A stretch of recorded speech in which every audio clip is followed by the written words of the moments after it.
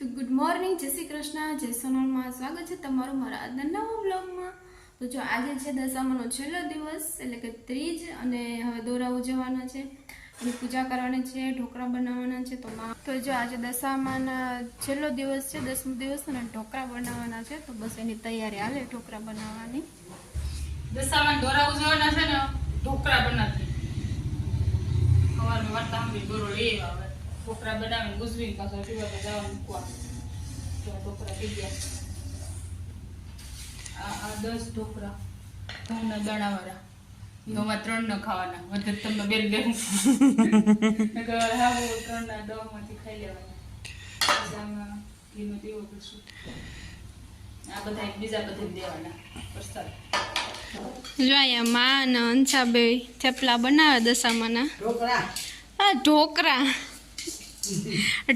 બનાવે, મારો કરે એમાં પછી હેકવાના છે ને। હું અહીં ચૂલે ગામમાંથી દોરો લઈ આવ્યા, હવે ઢોકળા બનાવે ને હેકશે ને પછી ખાવાના કા।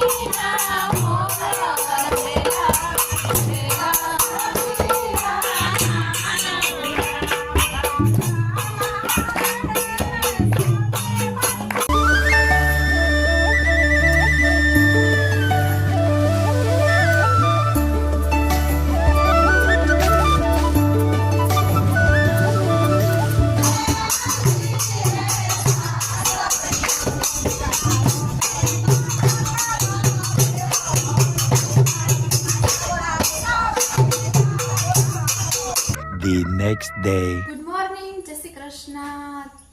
તો હું આવી ગઈ છું પછી બામાવાડા રેજથી, અને જો આવીને બધું કામકાજ ચાલુ છે સવારનું, અને આજે પાછું ઢાકલું થઈ ગયું, વરસાદ આવે એવું થઈ ગયું।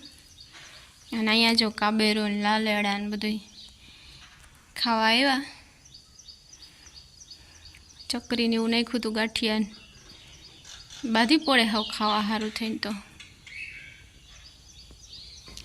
આજ વાતાવરણ થોડુંક પાછો ફેરફાર થઈ ગયો, વરસાદ આવે એવું થઈ ગયું, એક રેડો તો આવી ગયો, અને ગરમીએ પકડાય હવે શું થાય।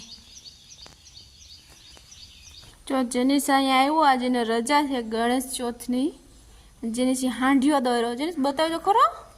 હાંડિયો નહીં, ઊંટ। હા ઊંટ દોર્યો ભાઈ, એ ડોકમાં હજી કલર પૂરવાનું બાકી છે કા। ને માં તૈયારી કરે ગણેશ પૂજાની।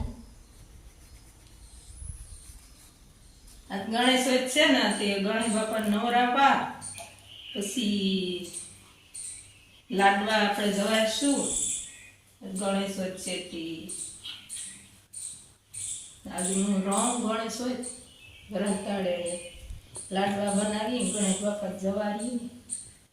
જો નવરાવ્યા હવે ઇન્દોર ને ભૂમિ, પછી આપણે અહીં થાપણ કરશું।